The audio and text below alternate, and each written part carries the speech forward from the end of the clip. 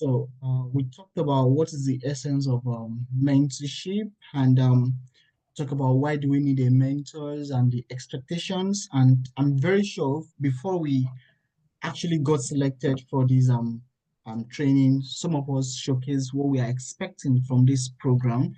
And I believe that by the end of these expectations, we are going to do like a reassessment of what we said earlier on. I still have those documents and what if our expectation is met, if it's 100%, if it's 50%, if it's 10%, and we need to know why and how to know what about the continuous improvement that we can actually make for us to progress in our career. And also last week, that was when we did the major thing, which is the goal setting. So we introduced ourselves to the SMART framework. And I don't know if anybody can remind me the meaning of the SMART framework. Can anybody volunteer? What is SMART? This is not a seminar. It's not just like a webinar just to talk. It's just like a workshop. I want interaction as well. Can anybody volunteer? What is the SMART about? Yes, After you have S is smart. Okay. Can I talk? Okay, Miriam. Hello, can I talk? Okay, sorry. If you want to just talk, sorry to me, you can just raise up your hand and I can select. I'm very sure you're familiar with how to raise your hand up. Okay. Is anybody that is raising up? Yeah. Okay. Miriam Folakemi, can you? Okay. Yes. S is for smart. Okay. M is for measurable. Okay. A is for achievable. R is Okay. relevant, and T is timely. Okay. Realistic or relevant for her. Okay, yeah, realistic or relevant. Thank you for that. So the SMART framework has already been coined and it has been very, very is working for organizations. So that's why it is being used continuously. And I use it in my organization and even directors. Like we set SMART goals every year. Even the directors have SMART goals because we can't just be working without a goal. So that is why I want to introduce that framework to us. And I'm very sure if we follow it judiciously over 1 year or 2 years, it's going to work. What I do, I've not been using Smart Framework before I joined my previous company, but I've been having goals. But I noticed that they have not been in a framework which I can easily track or understand if it's achievable. So, putting that in a framework is something that I see that is very, very positive in terms of work. Okay, so we did that and we gave ourselves an assessment, which most of, I think about 12 of us have actually answered, and I appreciate that. So this second session, we're going to be looking at skill enhancement, and we're going to be focusing on some critical skills. Like I said earlier on, so this is a mentorship sessions. It's for us to get like a self-awareness of what we have been lacking behind. Like I mentioned in my last class, I said that one of my goals for the year is to improve my own communication skills. And how can I achieve that? Is by hosting free mentorship classes, by going to seminar and speak. And I mentioned that part of those I have some lineup programs that I want to speak. So I'm improving myself, and I know that it's something that everybody wants to do because for you to get things in life, for you to get progress in life, you need to know how to communicate. It's not just about communicating, it's about communicating effectively. Because I can be communicating without anybody listening, without anybody understanding what I'm saying, or I'm still communicating. But how can we communicate effectively? So that's the purpose of this mentorship, like a self-awareness of what we'll be missing out and the opportunity that we'll be missing out. Okay, so we're going to be looking at leadership. So we all understand we don't want to, like, my next career future in terms of like after 2 years right now, I don't want to focus on the technical aspect of quantity surveying, construction. I want to focus on the leadership because leadership leadership skills is soft skills that you can't really learn it. You learn it on the process, you learn it on the job. So you learn it through how who you are working with, you learn it through affections. So those are the things that we want to like a self-awareness. Okay, like how can I build my leadership skills relating with Deborah, how can I build my leadership skill relating to Olayemi, relating with students? So because we are all of us, we are leaders, but we just need to imbibe those leadership skills and bring it out through effective communications. So technical problems and technical skills. When they talk about technical skills, more of okay, what we are doing, bill of quantity, taking off softwares, hardware, those are things. So we'll be looking at that. I'll be looking at problem solving skills. And we know that as cost engineers, QS, and civil engineers, we need to know how to solve problems. That is why we get paid. That is why we get value. So we need to develop all those soft skills because technical skills cannot take you to where you want to go in your future in terms of career wise. Leadership skills alone cannot do it.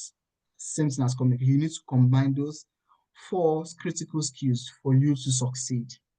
And you can't get all the critical skills in one session. You can't get all the critical skills in 1 year.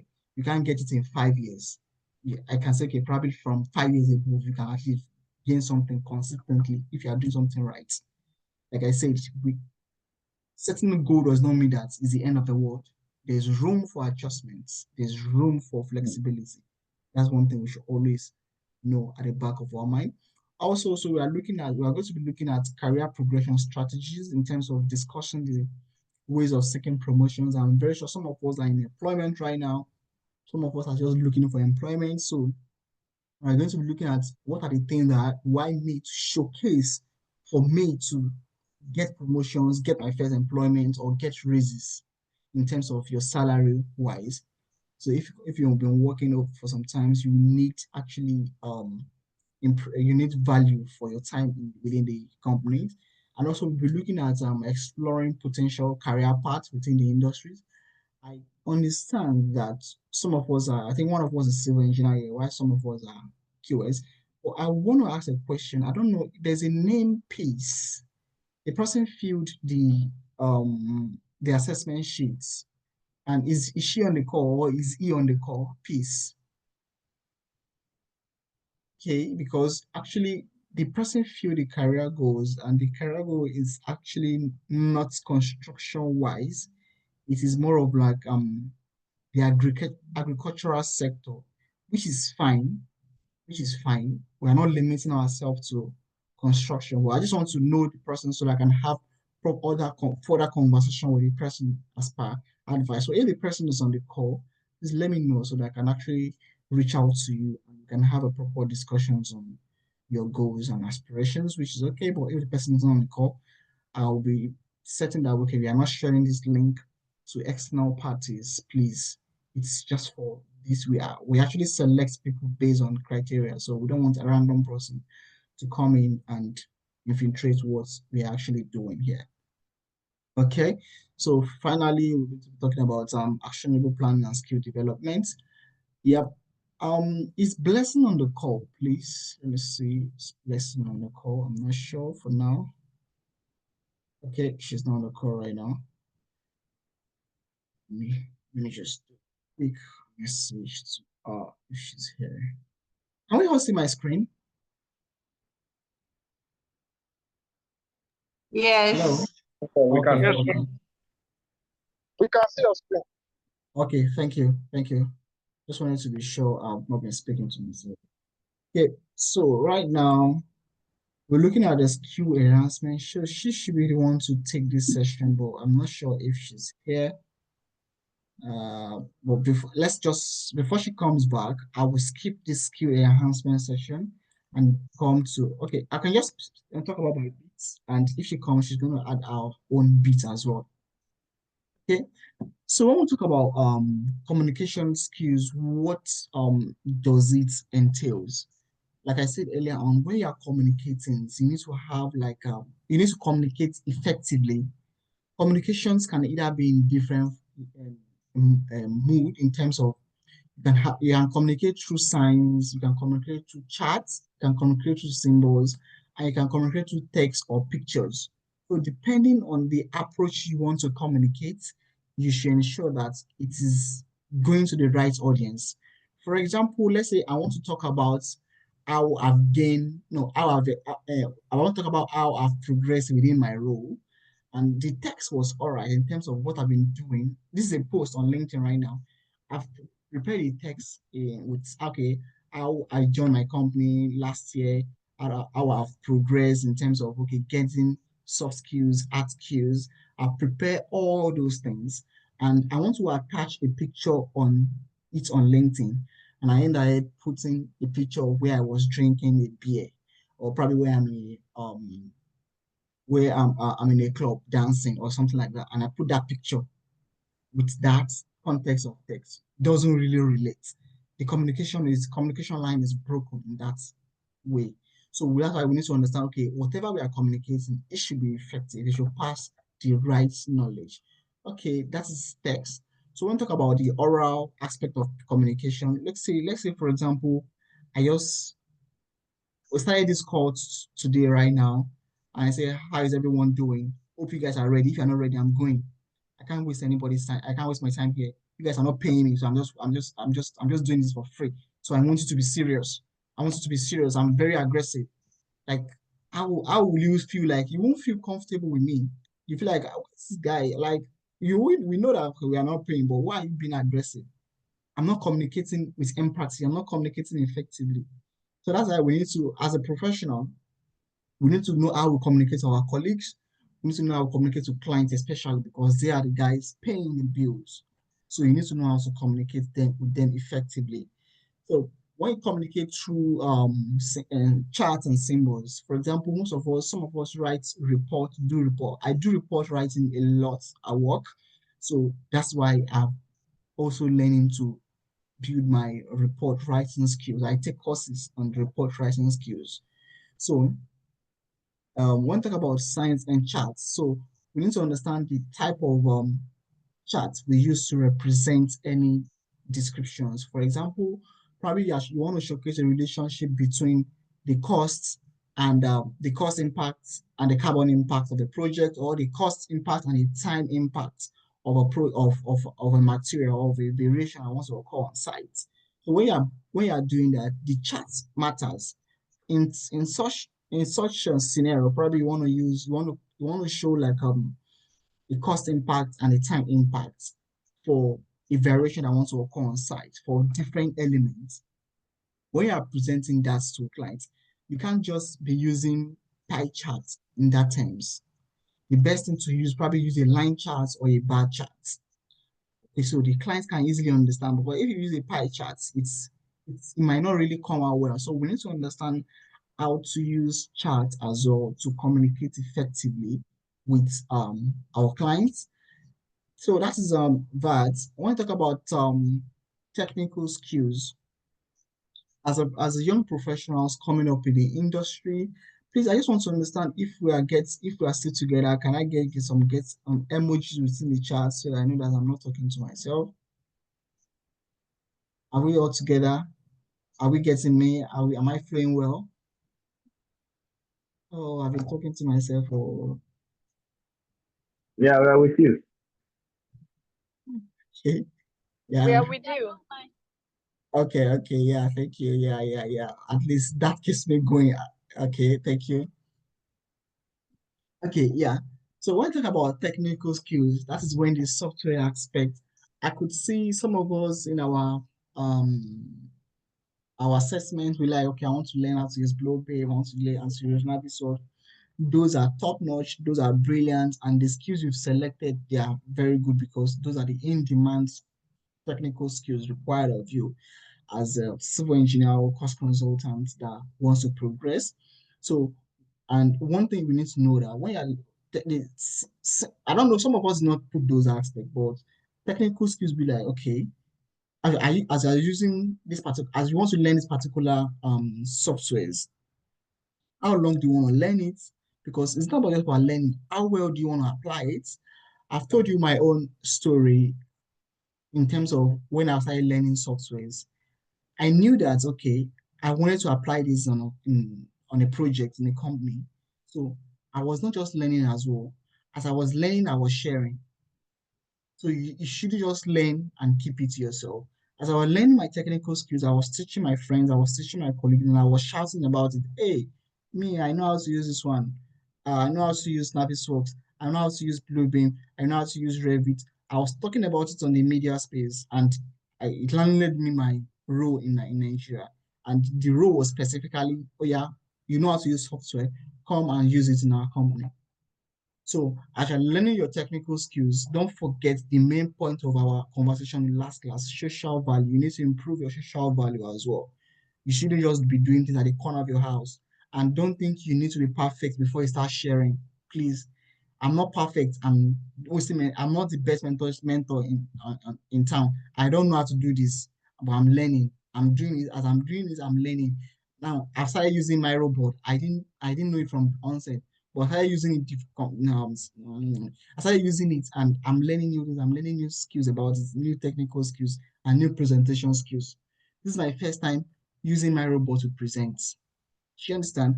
So we shouldn't wait for the best time. There is no best time. The best time is yesterday. The next best time is today. Do you understand? So as you're learning your technical skills, post it. That's why I like one thing that Deborah is always doing recently. She's always talking about what she's doing. You understand? So we need to actually do that. Share it out, increase your social value. Because the way you perceive yourself, that's how people will perceive you. We need to always do that. We shouldn't shy again. The world is more of global, and we're in the internet world. Okay? I know some of us are shy. I'm shy as well, but we need to just take that out. So I want to talk about leadership skills. So I understand that leader and having a leadership position might not come in the first 1 to 2 to 3 years of your career, because these are foundation years for you to build. I'm very sure some of us have more than, like in last class, some of us have more than 10 years experience on the call. So we can be looking at how can we build our leadership skill. But the good thing about new entrants, new starters, is that if you have, like I said earlier on, I'm learning leadership skills right now because I know that I'm looking forward to hold some positions. So what I do is that I volunteer. So I work. If a project comes up, and okay, is anybody that can undo, that can be like we used to call something like how I put it, director, we say like the main director. So we always use that. Who is going to commercially lead this project? You can easily volunteer, but your bosses or your line manager or your your manager knows that you might not 100% lead it, but at least you are volunteer for that particular space of time. You are trying to showcase that, okay, you can actually do this and you can learn from it. The good thing about those entry level young professionals is that you can easily lead and do some mistakes because you are seeing your learning processes. But once you have gone higher, you know that you need to make some strategic decision that might affect the company positively or negatively. So those times your allowances, mistake allowances has reduced. So we need to actually learn some skills. And how can you learn some leadership skills? Like I mentioned, you need to volunteer to be a leader. You need to volunteer to be a leader.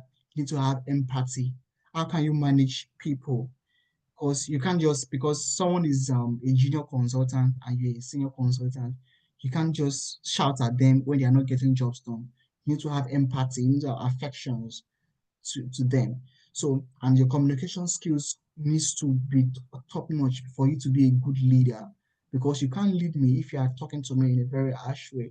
And even this part of the world, everybody has rights in terms of a director in a company cannot just talk harshly to you. I understand, okay, in the part of the world, some of us are like Nigerians or Africans or Indiana, you can see some bosses talking harshly to you.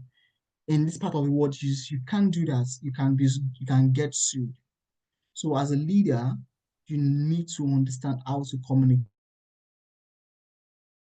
effectively and not talk to people rudely. So those are the things that we need to actually know on how to do when we are building our leadership skills.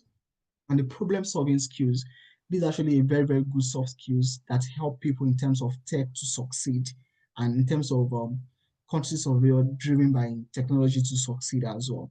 So we need to understand, okay, if there is a budgeting problem, there is a over budgeting that's coming. How can we use value engineering? Value engineering is more of a problem solving skills. How can we use value engineering to reduce cost and maintain the same quality and maintain the same environmental impact as well? So as we all know right now, the sustainability aspect of QS is coming in, which is the carbon assessment. So we need to understand, okay, how can we ensure that whatever materials um, I'm recommending to clients, it's going to maintain the same cost, it's going to maintain the same efficiency in terms of quality and in terms of construction methodology. So we need to actually do that. So these four skills, if we can't be 100%, that's just it, because we learn every day. But if you are conscious about it in your day-to-day activities, because for example, you are work today, your subconscious is already telling you, okay, this week I'm going to ensure that my communication skills with my colleague or my line manager is going to be top notch. Okay, my technical skill, I'm going to ensure that I'm going to learn one or two skills. Maybe it's even emailing, because there are ways to email. There are fonts that you can easily use. Some clients you can't just use some fonts for them. So are technical skills as well. There are ways you coin your emails that sound irresponsible. There are ways you just send your emails, it will sound well. There are choice of words for you to do, for you to use in emailing. So those are technical skills. Those are little technical skills that can be ticking your own personal box. Okay. And also leadership skills as well. So you can say, okay, this week I'm going to support this particular person in this particular capacity. Okay, this week I'm going to lead in this particular capacity. Or like me with I'm feeling my own leadership skills in terms of coaching people right now, talking to people. Yes, I'm doing that as well. So in terms of progress, so you need to look at that. So that's why I've looked at it. Okay, for us to actually do this, it's not about just talking and talking. It's about actions. So at every point in time, at every class's end of the class, we're going to be having some actionable things for us to do. For us to know, okay, as as the week goes by, I'm actually fulfilling one actions based on the recommendation of these particular training sessions. Okay, so what I've done, what I've thought about is, okay, let us look at actionable things that we can actually do at the end of like an assessment, just like the last one. So I've developed like a task for us to do. Yeah. So I developed a task for us to do. So I'll like, it's based on, it is not compulsory, but it is necessary for you to progress, because after this class, we are going to be dropping some set of names. And I'm sorry to say that we're going to be dropping some sort of name, because like I said earlier on, if we have two passionate persons at the end of the call, I'm okay with it. Do you understand? Not to be rude. I'm just trying to ensure that we are in same sync. So over the next week, I want us to pick one of the skills for us to improve on. This is going to be the final thing we're going to talk about. Either the leadership, communication, technical, problem solving.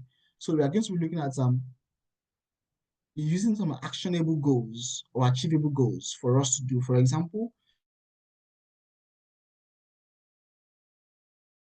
if you pick communication, and I'm going to be creating not on that sheet, but on same sheets, I'm going to be duplicating just like I did last times.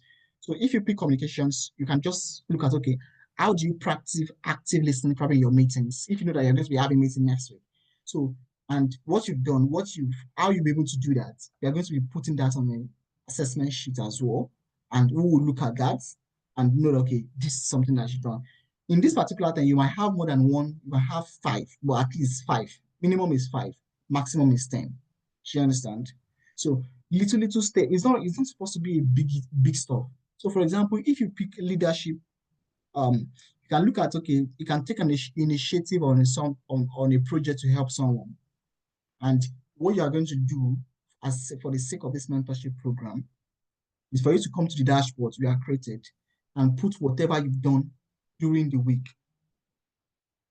whatever you've done during the week on the dashboard. Minimum is five, please. Of course, it will make it when I'm analyzing it to make me to have give a reasonable insight to each and every one of us. So if you pick a technical skills, you can look, okay, spend 30 minutes to learn new skills or new features. Probably if you've been using Navisworks and you've been using it for quantification a lot, you can use Navisworks to do simulations.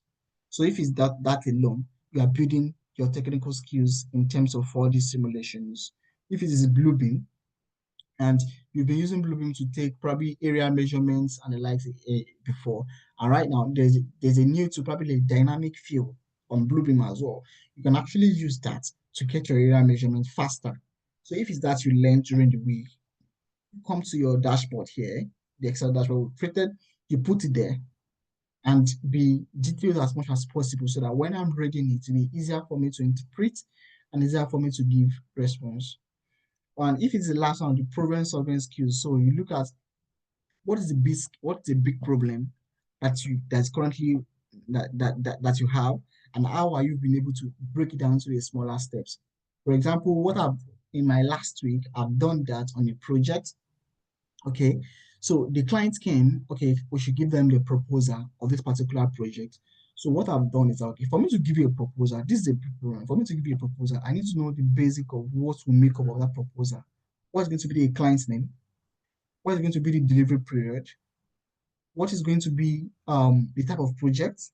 And at what stage, at what rebate stage? If it's stage 2, the cost is going to be different from stage 4. So those are how I'm trying to solve the proposal problem with just little steps. So I want us to do that as well. So if you do this over the next week, we can look at it together and we'll talk about it. So, like I said earlier on, the last assessment and the next one, we are going to be talking about it in details for next sessions. So, I want us, we are 10 on the call right now.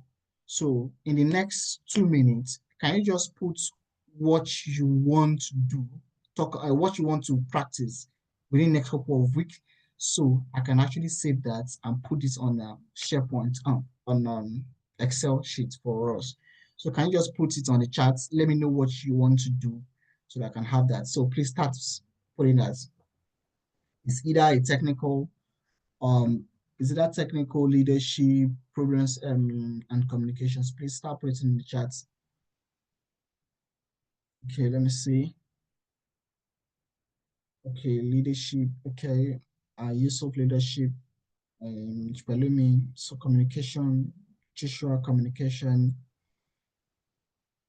We still have about these three just, we still have about 7 more. Technical, Ezekiel. Okay, brilliant. Michael, communication. Sarah, leadership, problem solving, brilliant. Technical. Okay, I think there's Miriam and Aisha. Is Aisha on the call? Okay, yeah, Aisha. We still have some Aisha and Miriam to give us something. Okay, leadership, brilliant. You can just choose one, please, Aisha. Just choose one. One is enough. That technique, either of both. Okay. So you can just choose either of both. Okay, so I'm going to be using this. Let me just do this right now.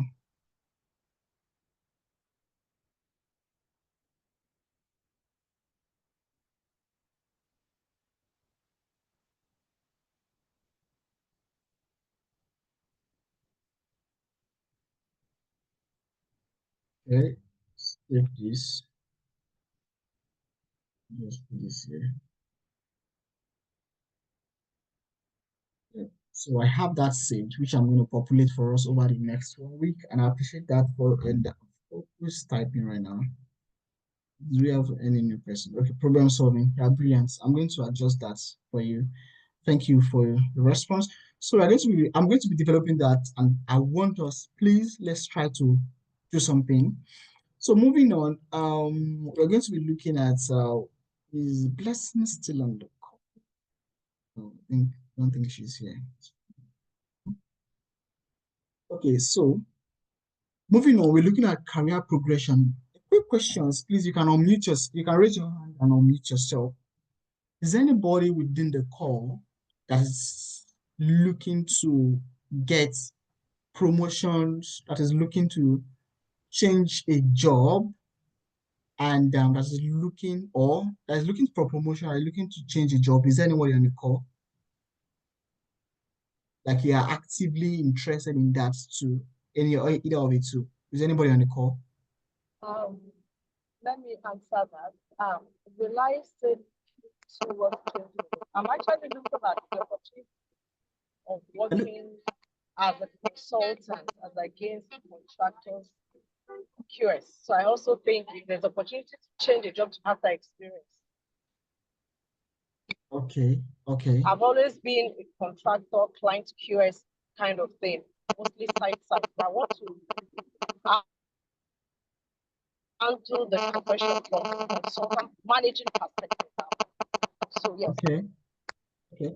I think if I get your response right, there's break in the network. I think you say that you are currently a contractor, bit of QS, and you are looking to change to consultancy, right? Yes. Brilliant. Sorry.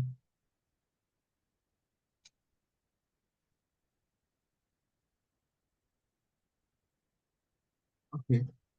So fine. That's a good transition. I did that. It's possible and it's easy. Don't think it's hard. It's easy. It's the simplest thing that will happen to you in next 12 months. Okay. So I think she is interested in changing from contracting aspect of QS to consulting, which is good. Is there anybody looking to that's actually a career transition.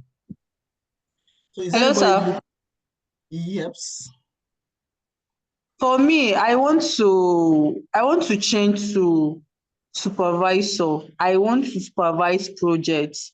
I don't know if that is possible. Like, I don't like office kind of work. I like being on site. So I Side. don't know which aspect of the career can I position myself, but I love supervising projects. So can I Yeah. switch to that one?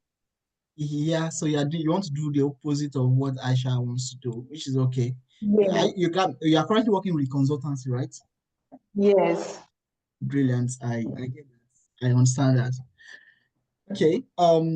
Is there anybody looking actually probably wants to change how do I put it, for a promotion in terms of your work, you don't want to change, is not you are not like you're looking to change a job, you just want to a raise like a promotion. Is there anybody on the call? Your boss is not here. Actually, we are friends here. So okay, if there is no one here, recall it. But okay, I think there is a chat here. Oh, okay, great. Deborah, can you give us some insight? Why are you looking? What are you looking at? Let me just ask that question. What are you looking at? Okay, so currently, I feel that I have gained more skills on the job, and it's already running into 1 year of being in this position. So, and I've gained a lot of more skills, and the work I'm actually doing, I feel like it's really more than my level because I'm managing 2 projects, all the cost aspects. I prefer cash flows. I have to do the cost value reconciliation and a lot of things. So that's what I'm looking Oh, forward to. I'm just looking at the best time to put it forward to my boss. okay, okay, brilliant. So it's okay. I get that. Um, com- Asking for promotions or raises usually comes with if you have the right substance, if you have the right tools to use for you to ask. So what I'm going to do is let's come to seeking promotion first of all. So if you come to seeking promotions, what you need to understand is you need to be proactive in whatever you are doing in terms of not passive. So for example, you currently mentioned that you prepare CVR, you prepare cash flows, and you manage a lot of um cost aspect of that particular tool project, which is okay. I know you actually, at least a little bit I've known about you for the past few years. You have been proactive in terms of the little I've known about you. So you need to keep more pace on that. Because if I'm paying you £1 or I'm paying you £1, I need you to think twice faster than any other thing because that is just how the world works. You can't change those facts.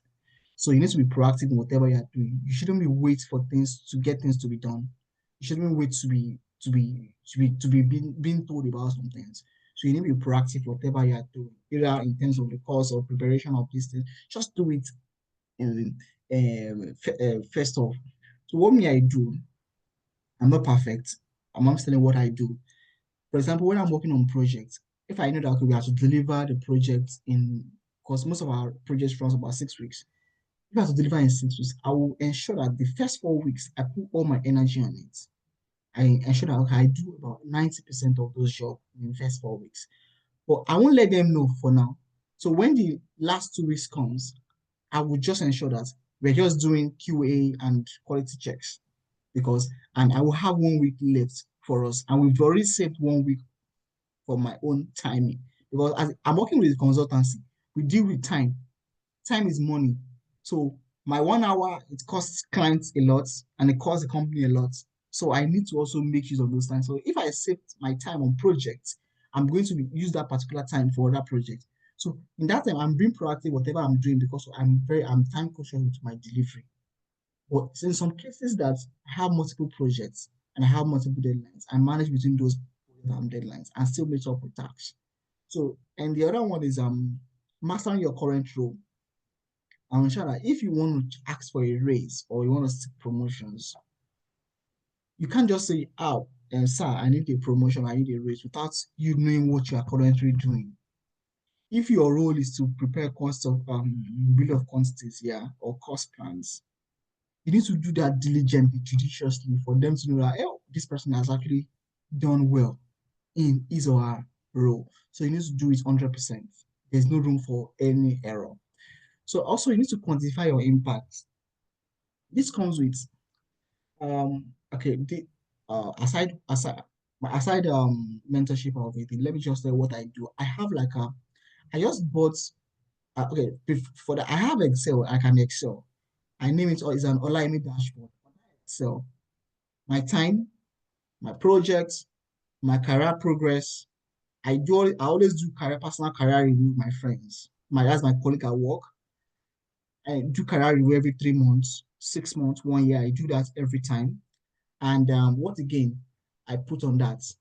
I put my time in, and I also put my RICS. Everything is there. It's like a dashboard for myself. It's not company. I build that.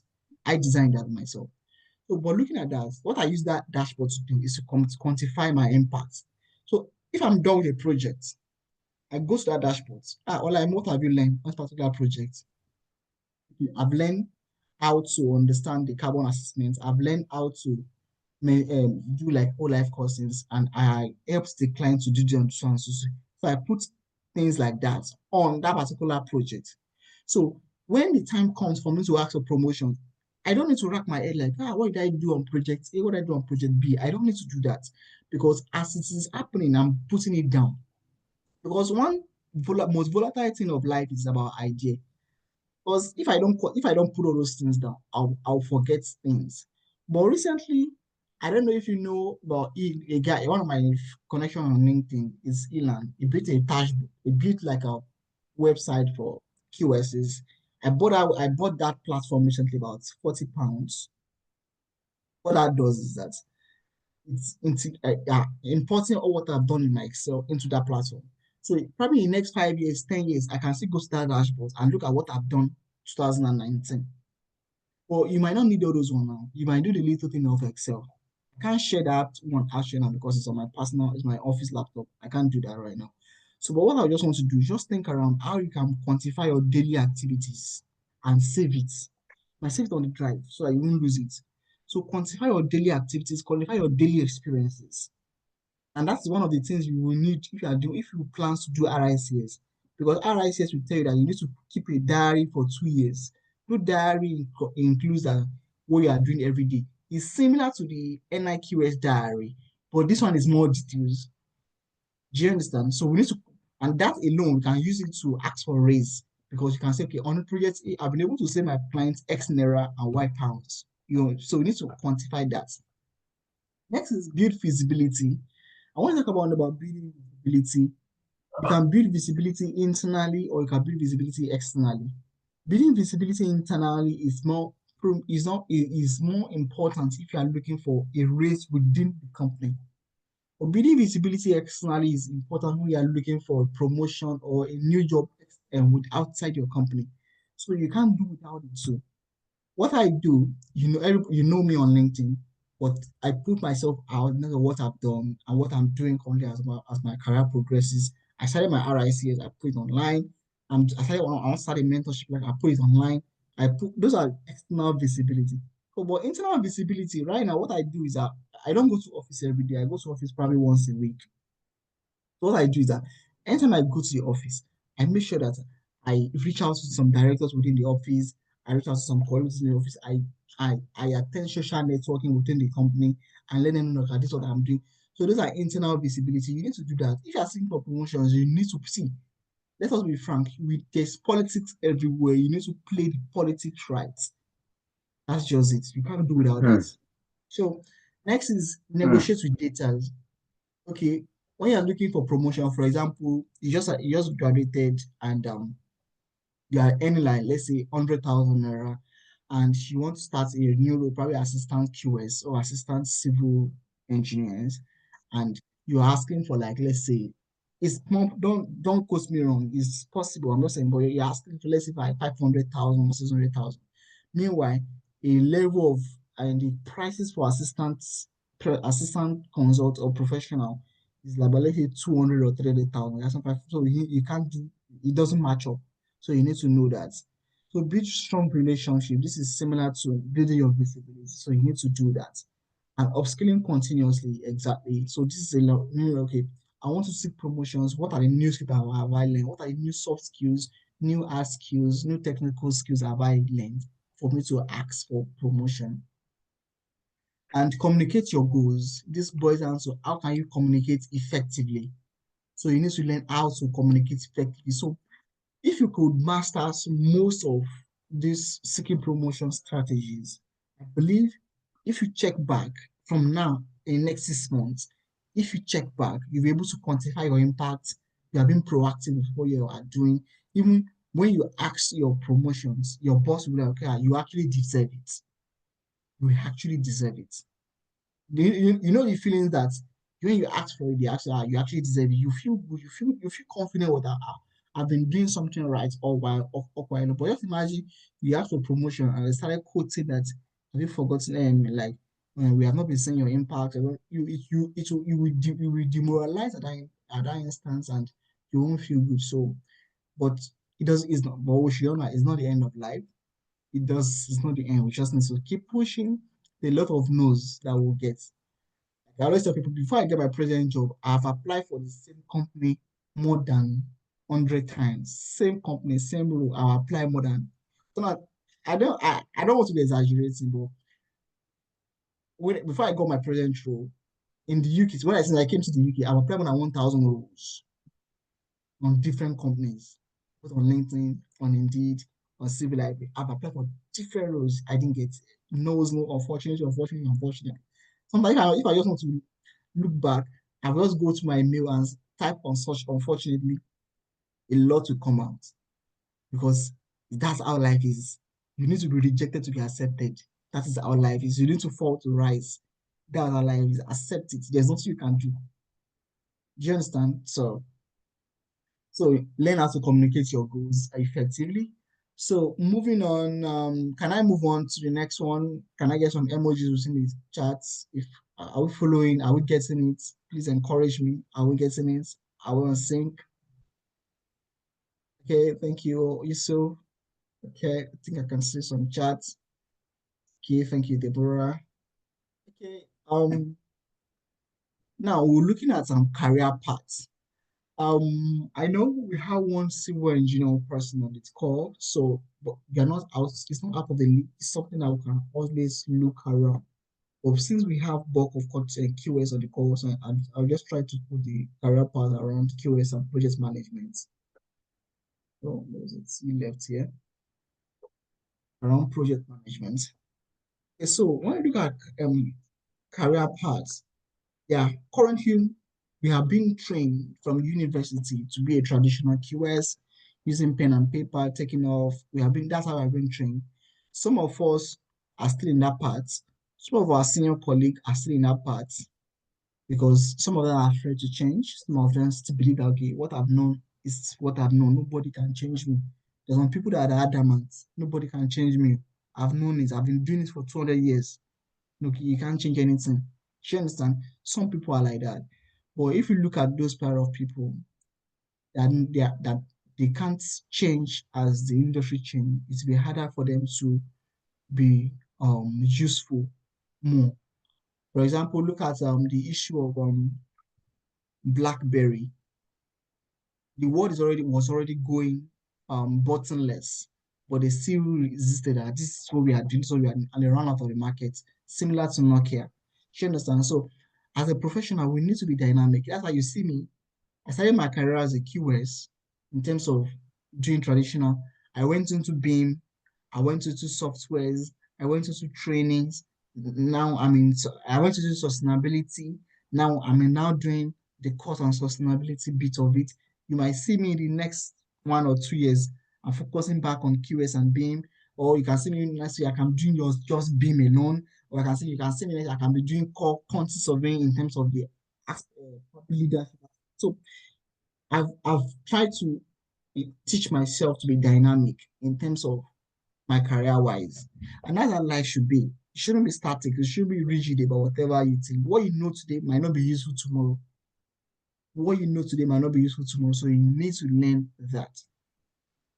And okay, so looking at traditional, so some of us can go into contract management. So contract management is another piece of country surveying that just comes to contract. It's a big thing, especially in the UAE contract management, and in the UK too, it's a big thing. Or in Nigeria, we try to merge everything together, but some people can just go to that aspect alone. So project control and project costing is another aspect that one can actually diversify in it, because every project needs people that can understand how to plan it, control it, and as a QS, it's something that we can do. And looking at the sustainability and the whole life costing, that is what I'm doing currently. So you could see, I don't know if you've seen something like, yeah, QS is very wide. So people specialize in different roles, either digital QS, sustainability, whole life costing. People specialize because it's be harder for you to do everything. So you need to pick a a specialized area for you to focus on. But something that comes to personal interest. Like I said earlier on, me, I've worked as a traditional QS. I've Excuse worked me, as a, please. sorry, Hello, yeah, I can hear you. can you hear me? Yeah, I want Yes. to ask you a question. You mentioned something about cost control and cost planning now. I missed out on that. I just heard you talk about cost control, specialized area. Eh, yeah, I Can said you elaborate on that? okay. Yeah, I was talking about project control and cost engineering. I said because as a business, you can't just be working on one project alone. You work on multiple projects. And as a QS, we are being trained from our traditional aspect of learning how to manage things together as like a project management. So as a QS, you can actually specialize in that particular area. Probably you work as a project control manager. I have a friend that was the QS as currently a project control currently in the UK as well. So these are specialized roles that you can actually venture into if you are looking at advancing your career or changing career paths. So project control is a part of it. So I don't know if that answers your questions, Cheers, Miriam.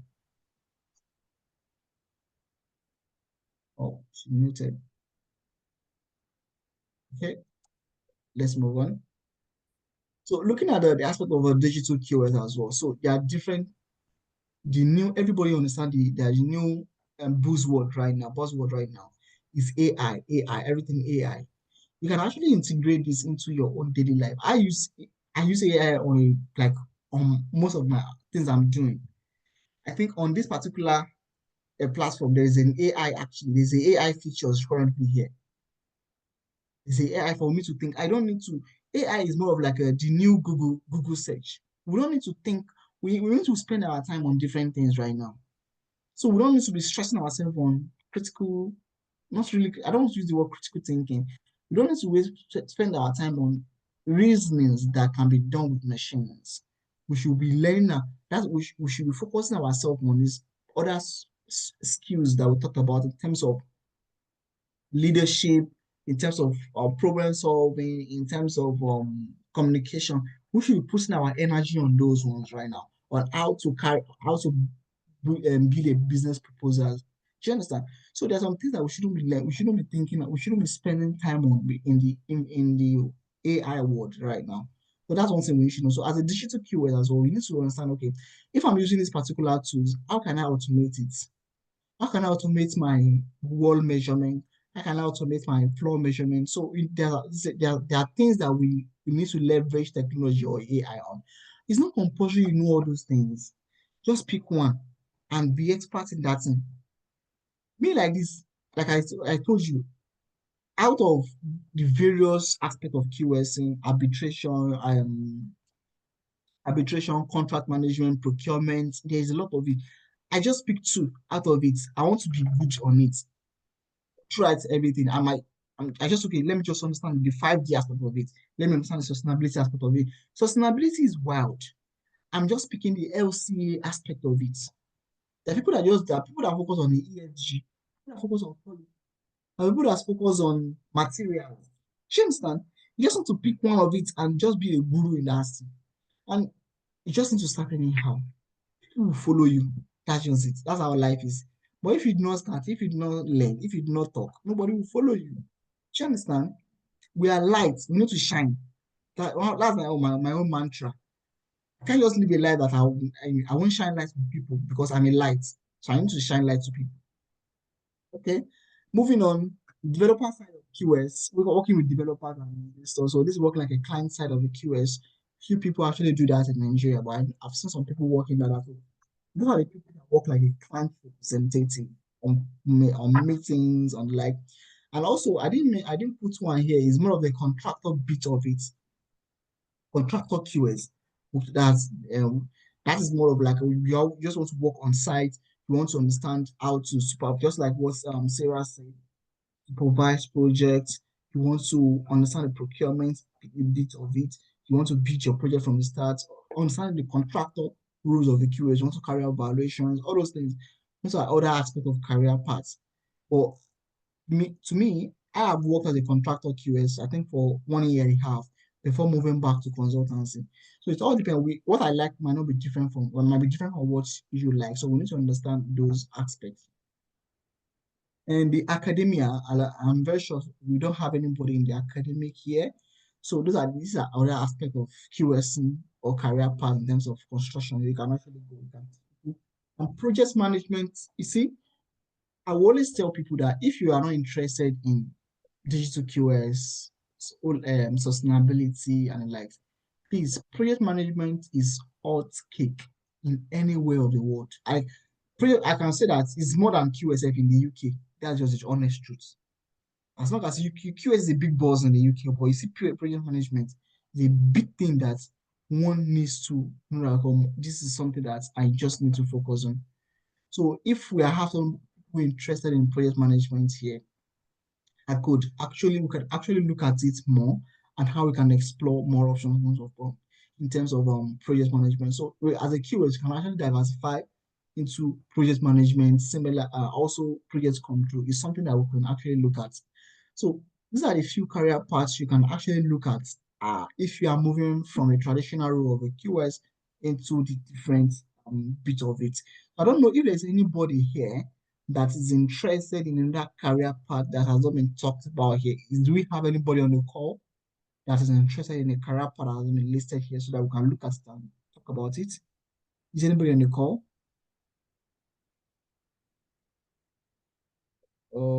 Specializing. Okay. Can I get certified? Mariam, currently I as a project manager working in multiple. I know when it comes to project management, I am of the opinion that it's diversified because as a project manager, you can work in any industry. Yes. So the essence of wanting to own my QS skill so that I can have that competitive edge when it comes to the industry. So yeah, I'm interested because one of the career goals I set for myself is to get my certification in project management. I think I did it 2016 and I flunked the exam. I just ignored it. From So where did you get it from? where did I do what? Where did you get certification from? Okay, I have not PMI. I'm looking Okay, at PMI. PMI. I did Prince 2 too. I don't have an issue Okay, with Prince 2. But I'm okay, talking that I flunked the exam. I didn't pass the exam. I just okay. abandoned instead of me to receive, I just Do abandoned it it. again. So this Yeah, 2025, I've gone for the classes. So I'm also looking at receiving for the yeah, exam. yeah. You are actually right. You see, project management is hot cake. Like it's something that I always tell people to actually venture into.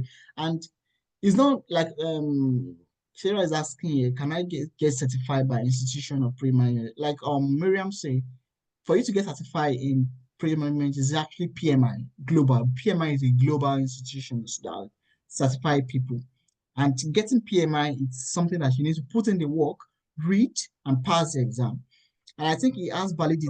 It has a year of validity. If I'm wrong, it has a year of validity that you need to also renew.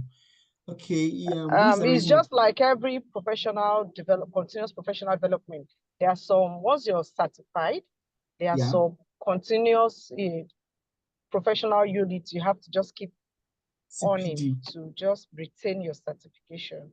Oh, Yeah. brilliant to see. So it's something that you can actually, if you are interested in that, just go to the PMI website and look for a route or how you can get started. Sarah. Okay, Yusuf, you can actually ask a question. All right, thank you so much. So I wanted to ask, um, what are the difference between the project management and construction management? Okay. Yeah. When you talk about prayer management is wild. You have prayer management in tech, in health, in constructions, in agriculture. So it is very wide. When you talk about construction management, is a branch of project management. Construction management is a branch of project management because what you are doing there, it's more of like managing people, managing projects on site. So it's a subset of project management. That is just the right word. It's a subset of project So management. meaning, meaning that if someone goes for project management, it has to go beyond construction alone. Yes, if you are looking at project management, you have to look at beyond constructions. If you are looking for proper project management, it should be beyond construction. All right, thank Are you looking at changing road to project management? Hmm? you. Not really, not really. Still Okay, learning on okay. the go. Yeah, yeah. I always tell people project management is a big thing if it's something that you really want to do or interested in. Okay, I think that is majorly about it. Do anybody have any other question? Okay, Steven. Yes, sir. Thank you so much. So my question is, part of the career part. I can see. I think we have digital QS and like BIM. So I know you have more focus on that in terms of digital QS. And Yeah. I was trying to go through your previous post on LinkedIn, and I see it 6 years back you were holding classes on BIM and all of that. So I know nothing is new. Like then, I can see Beam. It's a bit new to the industry, and compared to now. Yeah. So how were you able to get all of those? I don't know. Will I say knowledge at a very fresh career progress? Because now I find it a bit not difficult, like a bit challenging because I have more interest in digital construction and BIM, but I find it a bit challenging. It took me a while even to understand Revit. It's different from BIM itself, so it's kind of like the process. I don't really know how I can really probably navigate that also. Yeah. Thank you for that. One thing I would say that I did differently those years was I read a lot. I read a lot. And there was this YouTube channel that I was always follow. It's called B1M. Do you understand? So I read a lot. I watch YouTube videos a lot. and I read research paper a lot. And do you know why I do that? Because the while I was in university, I tend to understand a little trick about life is if I know that this is a mouse and I call all of you together, mouse, it has a light here, it has this, it has this.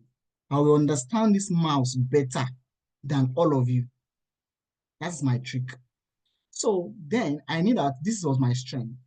So I will learn what's beam and I'll go ahead and host class. Everybody call, let me teach you what's beam. So if I do that, I see that I know it more. Same thing with softwares. I will learn just a trick about softwares and I'll call people around. Okay, let me teach you for free. Or for sometimes they pay. I get satisfaction from doing all those things. And that was one thing that set me apart in terms of then, because as you said, as at then, that was 5 years ago that I was doing that.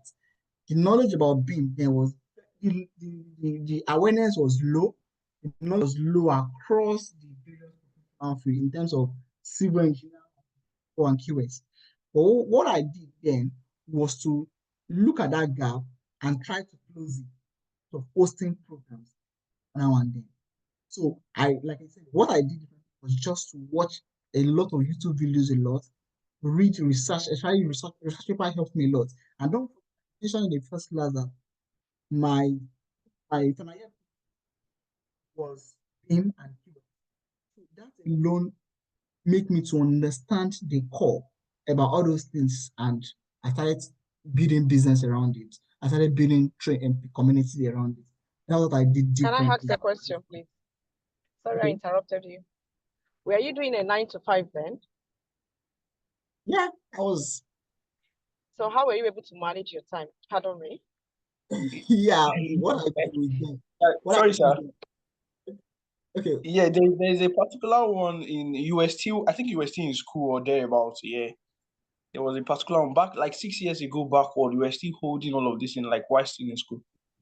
Because Yeah, the challenge I'm having, the reason I asked this, okay, the challenge I'm having is by the time you're done, even when you have that intention, you get exhausted. I'm just curious on how you were able to manage your time. If you can share insight that can also help. yeah. And See, maybe with let us time, be on. even Let when I us be want to do it. Yeah. Let us be honest with ourselves. If you want to get anything done, you will get it done irrespective of the time. That's the one honest truth we should understand. Time or what you are doing does not really matter.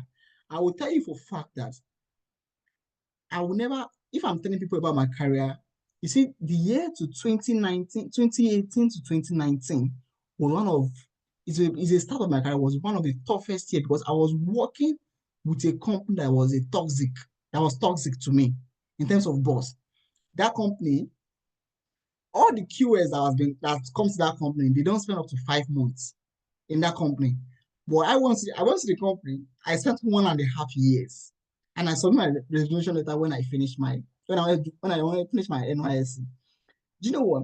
After those toxic time when I work out, when I go to job 9 to 5, I ensure that I do my own personal training.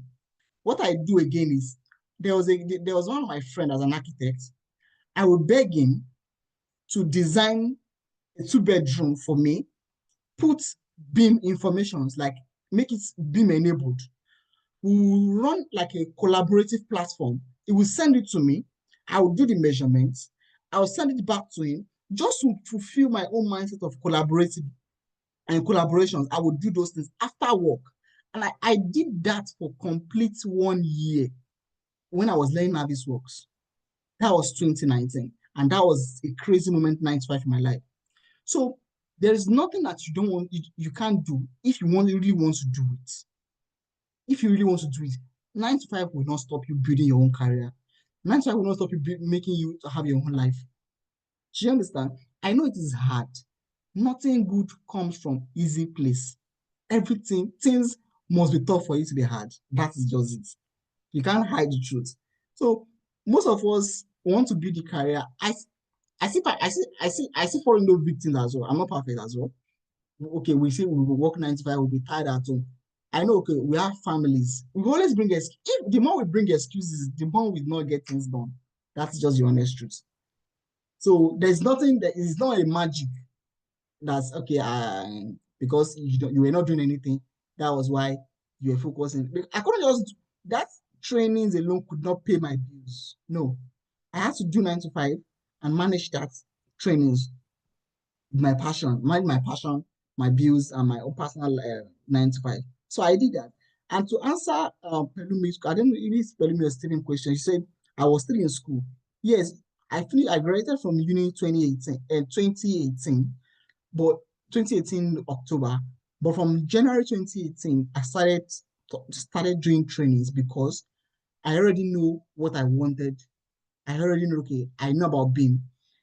I was looking at my drawer a few days ago and I saw my first certifications about BIM was in February 2018, which were hosted in Futa TIA Francis by building, actually,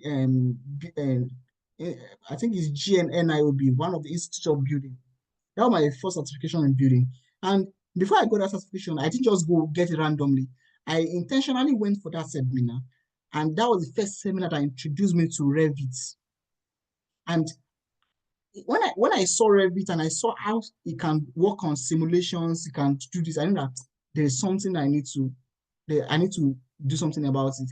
I went ahead, get a Revit student license, then we have student email, got the students access as student access, started learning. I learned all through 2018, all through 2019 before hosting the first BIM program in Nigeria in 2020. Do you understand? So it doesn't come it doesn't come cheap. It comes with pains, but it's glamorous because you've done it. People think it's easy to be done. No, so it doesn't come cheap. As with you, I think Miriam asked that question. You need to just know. Thank you for sharing. Thank you. Thank you. Exactly. Okay, Pelumi, can you answer our question? Can you ask your question? Hello, sir. Good evening, sir. Thank you very much for your teaching so far. So I actually want to ask a question on certification, and I'll be using project management as an example. You know, we have different, should I say, certifying body. Like when I did my NYC, I took certification with the IIPSM, International Institute of Project and Safety Management. So, and they are actually certified by PMI. But I think when I actually applied for a job then and I presented the certificate, they were like, oh, this is not the valid certificate and stuff like that. So I want to ask, what is like, because if you look at the criteria and the cost implication of all those recognized institutes is always too high. So is it advisable for us to be taking such like all those small organization? Is it not wasting of time? Because also theirs also come with cost, though it might not be much. Like, okay, I was looking at LED certification and the costing aspect of it. I think last week. Yeah. It's not like it's big, but converted to Nigerian money is a very huge amount. I think the complete package is around almost $600, but converting to Nigeria. So in such situation whereby maybe okay, you now see a body that can satisfy you in sustainable built environment related that is not that much. Is it advisable to take it, or you should just save or take that stress and savings that is required for the LED? Just that one as an example. So I just want to know, I want to ask for your advice. Is it advisable to take those small ones first, Okay. then maybe on the long run you know how to do, or you should just go directly for those one, taking your time to save, taking your time to take the stress. So that's Yeah. my question. I practically understand your pains and I understand your points in terms of currency devaluation has actually affected most of us. When you want to buy something in the international markets, it's a big deal. But one thing I will just say is, let's say, for example, the lead you talked about now, it's about 600 quid in terms of dollars, and converting that to naira is about 1.2 million naira. But if I'll be honest with you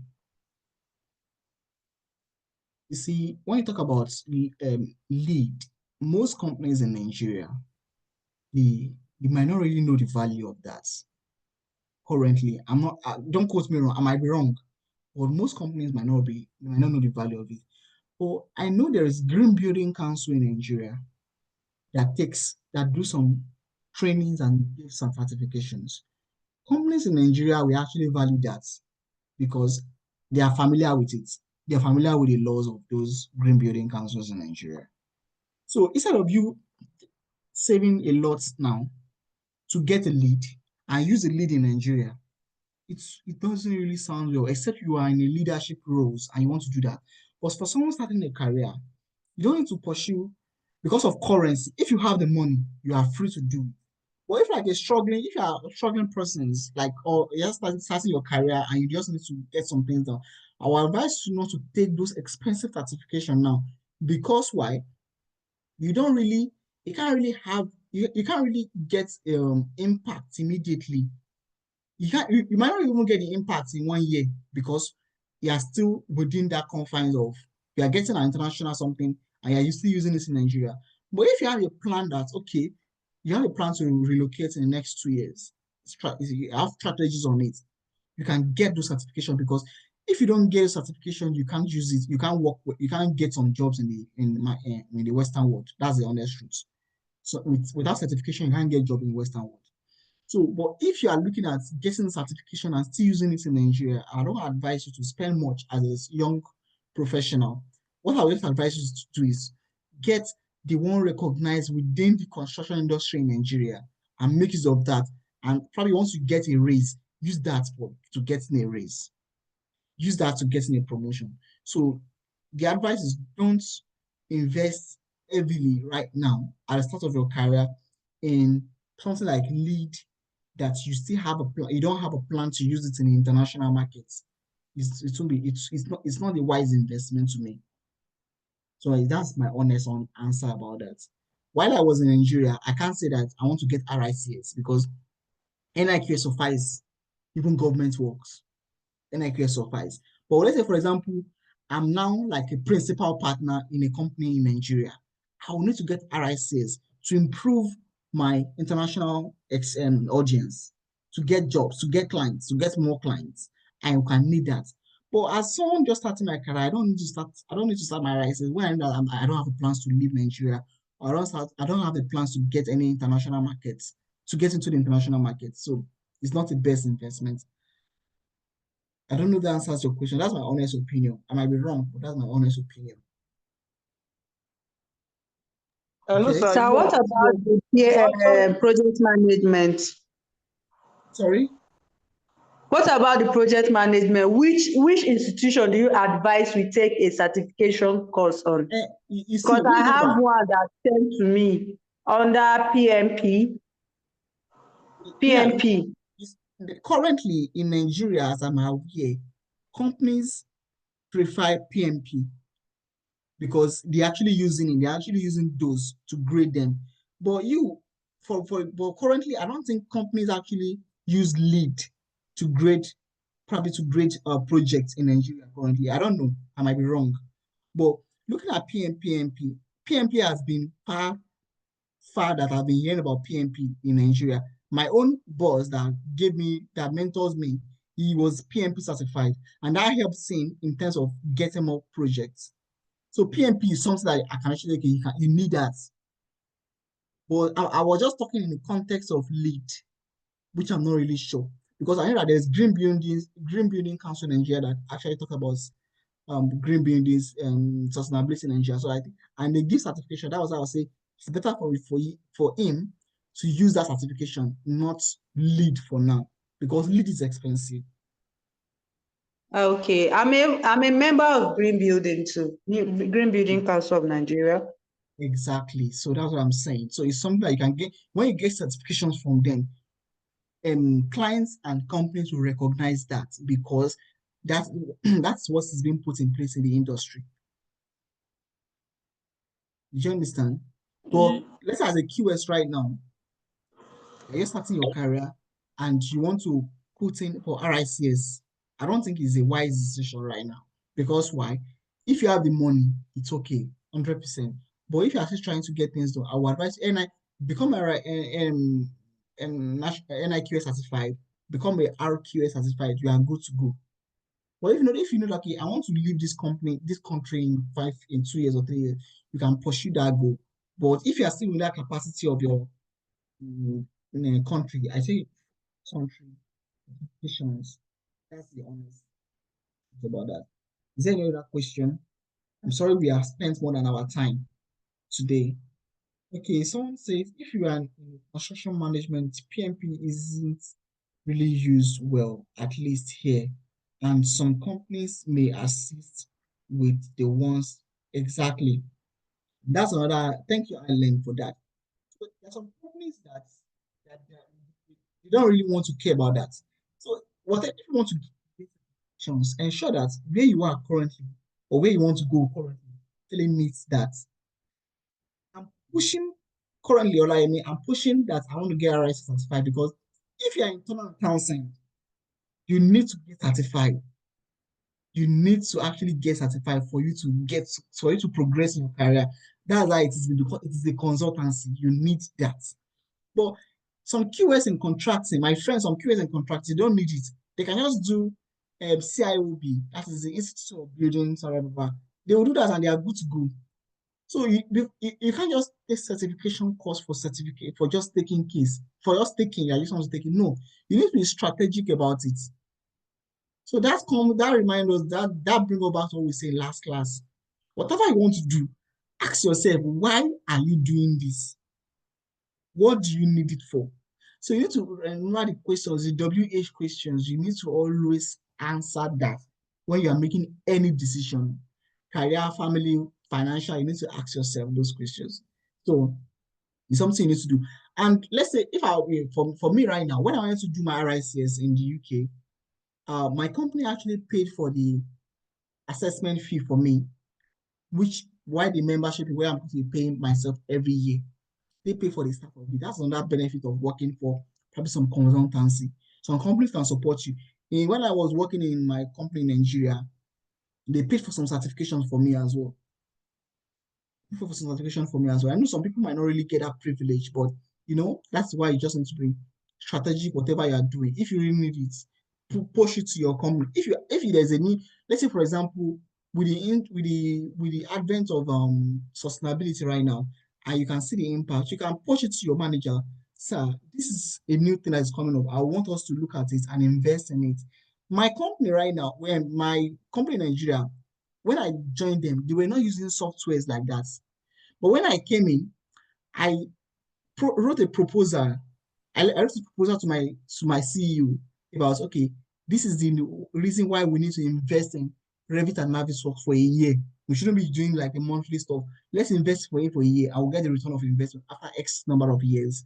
When I put all those things down, we have to buy the software. Then it's about, I can't remember in dollars, but there's about 1.6 million naira. We bought this, we licensed for a year.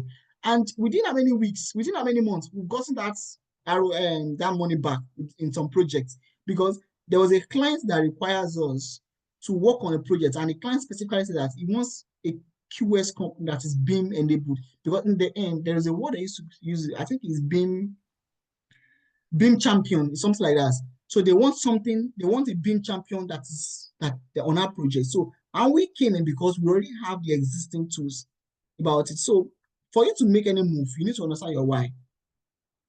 Okay? I think that answers the last. Is there any other questions before we round up? Is there any other question? Okay, if there's no questions, can we just put some emojis that should go on? I hope you are learning something. Are we learning anything? Hey, I've been talking to myself. Oh. Yes, we are. Yes, we are. We have a Yes, sir. Yes, sir. You are learning, sir. Okay, okay, good.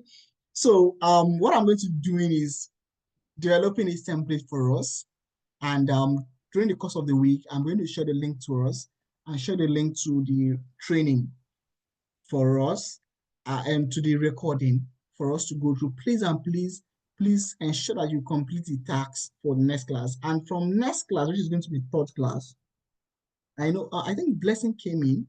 Is she still on the call? Blessing, is that Blessing? Are you on the call? I'm not Yes, sure. I'm on. Yeah, okay. Yeah, it's fine. What I'm going to be doing is I probably have some things to, I don't know, will it be available next class? Yeah, you were the one that got the timing wrong. It's just some minutes to 12 here. And I think the last discussion we had, you said 12 to 1 from my time. So I was already putting my mind to 12. I just saw your text and I was like, maybe this meeting has started. So, but I guess I knew what happened. Maybe you had an error. And we have different time zones in Canada. So that's what happened. Okay, okay, it's fine. Yeah, Sorry. Sorry that's about that. fine. I take responsibility. So probably next class, she's gonna Yeah. she's one of my senior colleague in the industry. And she's also here. So she's going to be coming up next week and give us some insight about how to do and how to navigate into in the construction space. So please and please, like I said, this tax, let's ensure that we do it. So I'm going to be commenting on the previous tax as well and advising us in what to do. And also, we promised about CV review. So from next class, we'll be submitting our CVs, and I'm going to be sharing my own CVs, so you can look at how it works in the Western world, or it should be how it should be, and we're going to be reviewing our CVs individually to see how we can help ourselves in terms of getting new jobs, getting new roles, and getting new promotions, and advancing our careers. So if there is no any other questions, I just want to say thank you everyone for joining these sessions, and I hope we've learned something. And I just want either 2 or 3 persons to tell me one of the things they've learned in this class. Please, can you just volunteer? Tell me 1 or 2 things you've learned from this class so that I know that at least we are not wasting our time here. Is there anybody that can volunteer? Anybody to volunteer? Okay, Miriam, for like me, can you share with us 1 or 2 things you've learned? in as much as I've had experience in the industry for a while, Mm-hmm. I think I've been a bit laid back, just trying to do what I can and moving on. But now I think I have to challenge myself, because at the back of I'm always telling myself, oh, there's no time, there's no time. Now I have been gingered, looking at how you were able to push yourself to get things done, even when it wasn't convenient. That yes, I can also do more, which Yeah, is something I've been struggling with for a while. Yeah, so that's exactly. the major thing I picked. Exactly. Thank So you. exactly. Thank you. So there is nothing to add, like I always say. Even we as a human, there will be some point now that will be tired about some things. You can only take rest. You can't just give up. It's wrong for us to give up. Like it's very wrong for us to give up. We can only give up when we die. Everybody's going to die one day. But you shouldn't give up at any point in time. Anything can be achievable as long as we believe in ourselves, we believe in our creator, anything can be happen. And we are light, we need to shine. We can't be dark. We can't be dark. We can't come into a space and there will be darkness. No, we are light. We need to shine. Our light must shine. Okay, Pelumi, can you tell us something you've learned? Okay, good evening, sir. Thank you once again. So just to take it from where you drop it, if there's one thing that I add on to today's, time is not an excuse. Time is not Exactly. an excuse. I always thought when I was a student, because I got involved in politics, I was my faculty president. I always thought student time is one of the busiest time. But getting out, I understood that one Uh, of the most less busy time that you have is when you are a student. yeah. So yes. Yes, the student time is sorry, time is not an excuse. Then I have to try to understand some skills that I have to put together. Need to put myself out as a professional and also to be a good one. Then also career paths, different career paths that I have to choose in between. So that's what stood out for me today. Thank you very much, sir. Okay, thank you Definitely. so much. I really appreciate your comments.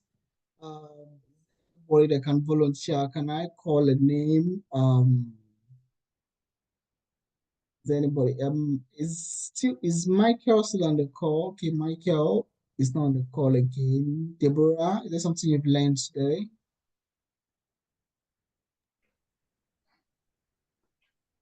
Thank you so much for the session. So one thing I've learned today is that if you really want to get something done, you can get it done. And I think I needed to hear that because I have a number of goals I've been setting, things I've been trying to get done, and it just feels like where is the time? But as from tonight, that's an action point for me. I really Yeah, need to be bent on getting it done. Thank you so much for the session. exactly. Okay, thank you so much. And lastly, but not the least, Joshua Omalade, raising your hand.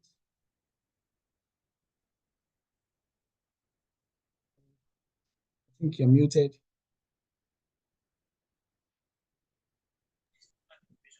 Yeah, I forgot I still mute myself. Sorry for that.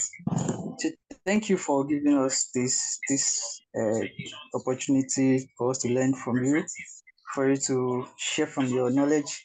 And one thing that resonates with me from today's meeting is we talked about improving one's social value. That's by sharing and talking about what you are learning, what you are doing, so as to put yourself out there more. That's one of the things that like probably my worst quality. Like I kind of take fun, not fun, kind of take solace in being in my corner, being silent, being I'm very shy, yeah. Deborah knows me, she was my class and I like doing things in the corner but Okay, to put thank you myself for out there that. more. Thank you.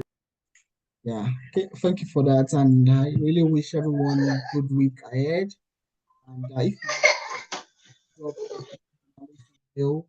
And thank you also, please, for the WhatsApp group. Thank you, Stephen, for creating that. I really appreciate that. So if there's anything that comes up week I want to talk about, and well, I will try as much as possible to keep it active, even with my busy schedules. And any opportunities, this is my own family right now. If I see any opportunities, whether within Nigeria or outside Nigeria, it's something I want to apply to. And also, if you're interested in joining my company, saying, especially in Nigeria, it's something that you can actually talk to me, can send you a referral link if there is a job posting there, and I can put some words for you. But for me to do that, it doesn't come cheap. You need to get it. I need to like that's aspect of what they call it. What was the word? Uh, Quantifying your impact. So you need to impact what you did before and what you really love to do because journey to something that's something very nice. It's a very, very good company. If it's something you want to do, reach out to me and I can also give you my referral link for free. I don't charge anything. You can get it. And if lucky, it's a good company that pays well in Nigeria or even South Africa or any country you are. For consultancy, I can always refer. Be something that you're looking forward to. So thank you once again. Your okay. Okay, sorry. Thank you so very much. Thank you, sir. Okay. Thank you, everyone. Have a great